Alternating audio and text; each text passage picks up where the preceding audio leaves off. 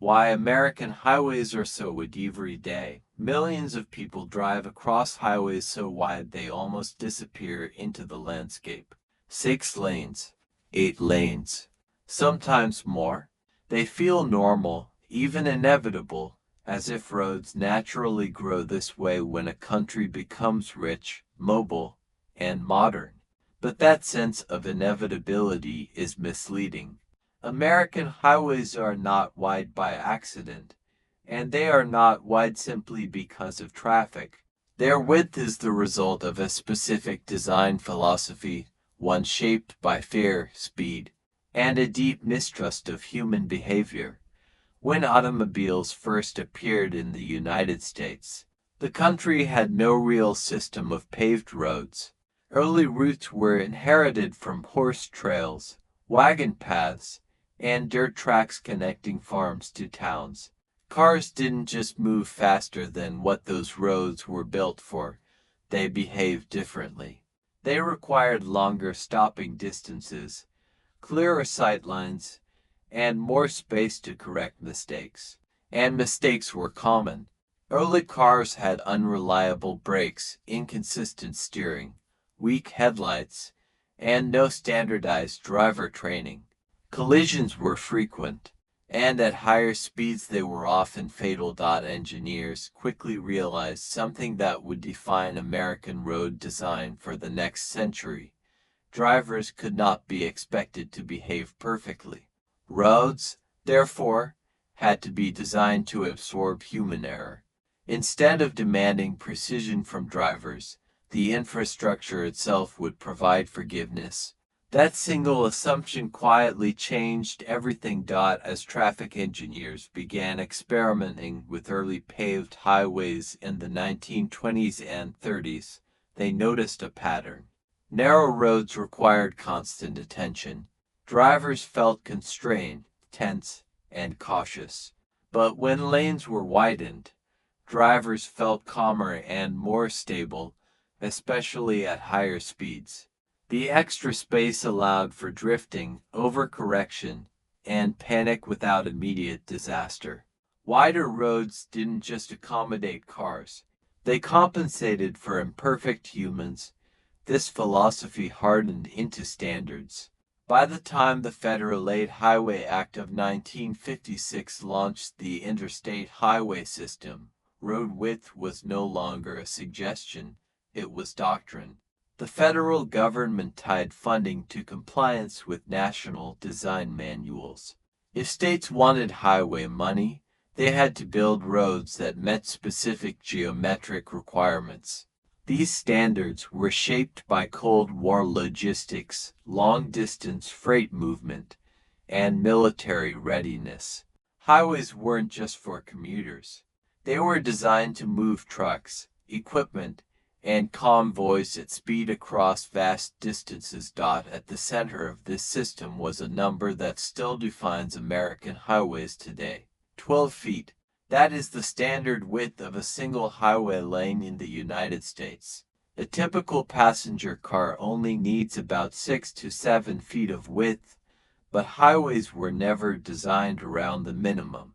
They were designed around the worst case: tractor trailers drifting at speed, drivers fatigued after hours on the road, emergency maneuvers at 70 miles per hour. The extra width functioned as a buffer, psychological and physical, against catastrophe, and it worked in a limited sense.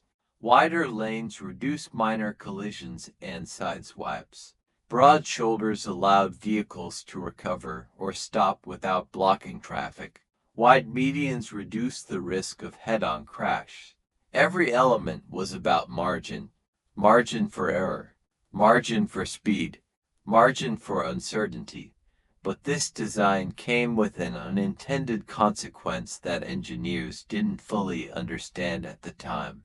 Humans subconsciously adjust their behavior based on perceived risk. When a road feels wide and forgiving, drivers naturally go faster. This effect, now well documented in traffic psychology, means that wider lanes don't just allow higher speeds, they encourage them. The road communicates safety, and drivers respond by accelerating. This created a paradox embedded directly into American infrastructure. Wider lanes reduce small mistakes, but higher speeds increase the severity of crash. The system traded frequency for intensity, and once the interstates were built, this trade-off became permanent. Concrete is difficult to rethink.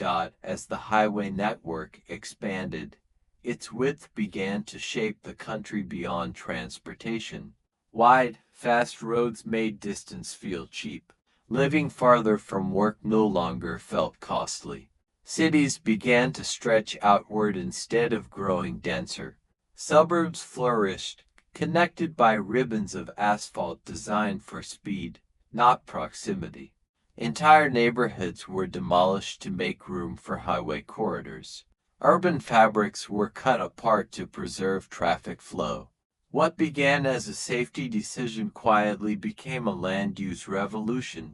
By the late 20th century, American highways were no longer just infrastructure. They were cultural symbols of freedom, speed, and modern life. Wide roads meant progress. Narrow roads felt old, constrained, and unsafe. Engineering manuals reinforced this mindset. Liability concerns made experimentation risky. If something went wrong on a narrower road, the design itself could be blamed.